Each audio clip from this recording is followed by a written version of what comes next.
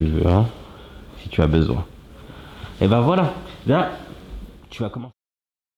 Je m'appelle Théo Brugel et j'ai été placé par Tony au Girondin de Bordeaux. Du coup, au début, j'étais au centre de formation avec les U17 nationaux. Et après 2 mois, l'analyste vidéo des pros a eu besoin d'aide et du coup, il voulait un stagiaire avec lui. Et du coup, je viens de passer avec les Girondins de Bordeaux, les pros masculins, pour, euh, pour la saison et l'aider dans son analyse.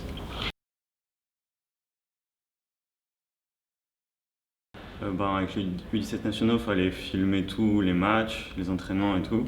On n'avait aucune statistique et on ne pouvait pas analyser l'adversaire et tout. C'était plus sur les joueurs individuellement, travailler leurs points forts et faire des statistiques que sur eux. Alors qu'avec les pros, on a déjà toutes les vidéos de tous les matchs de Ligue 1, puis même dans tous les championnats, toutes les statistiques qu'on veut. Et du coup, on travaille plus sur l'adversaire, comment jouer cet adversaire qu'on va affronter le week-end et savoir leurs points forts, surtout leurs joueurs et tout. On travaille beaucoup plus sur l'adversaire.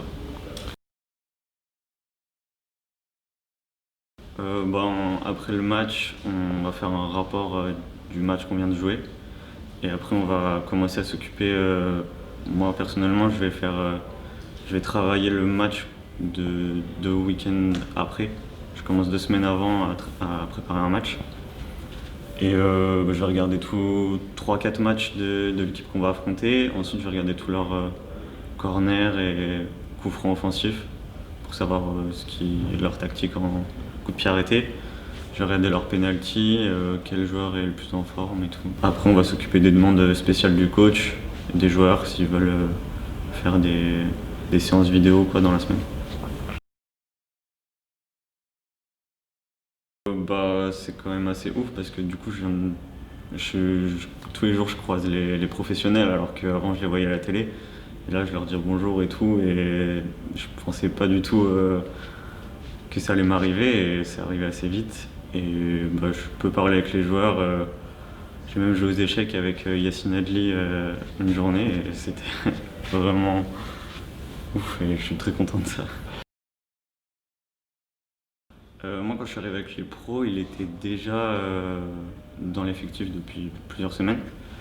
Mais oui, c'était quand même quelque chose de grand parce que on sait le talent qu'il a et on a été on essayait tous de le voir même quand on était encore au centre de formation et du coup maintenant je le vois tous les jours et c'est vraiment pas mal de pouvoir le voir comme ça assez proche et pouvoir lui parler. Moi, je cherchais à me rapprocher du milieu du foot parce que c'est vraiment ma passion. Et du coup, l'EMF, c'est vraiment ciblé que sur le football. Déjà, c'était très intéressant. La formation, elle dure 1 an, donc je voulais pas me lancer dans des études qui durent 4-5 ans comme sur STAPS.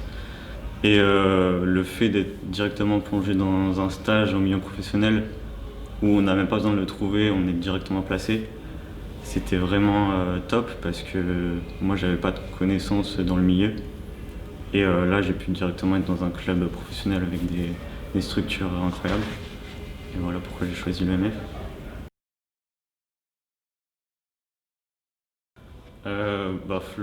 Flo Kusenza est vraiment top, c'est notre formateur depuis les 2 semaines, il est là tous les jours et il explique vraiment bien, il est super cool avec nous et il nous apprend tellement de choses.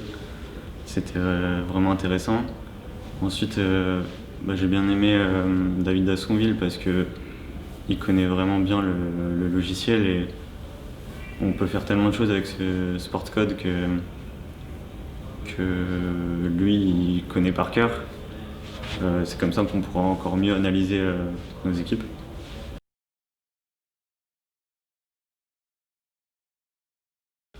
Faut pas hésiter à contacter les gens qu'on peut. Moi j'ai contacté Tony par Twitter. Et après, du coup, il m'a présenté la formation et c'est comme ça que j'ai pu trouver. Donc, s'il y a quelque chose qui nous intéresse, faut pas hésiter à contacter, faire un réseau sur LinkedIn ou quoi. Et après, faut montrer qu'on est intéressé et impliqué dans ce qu'on aime. Je te remercie. Merci beaucoup. De rien.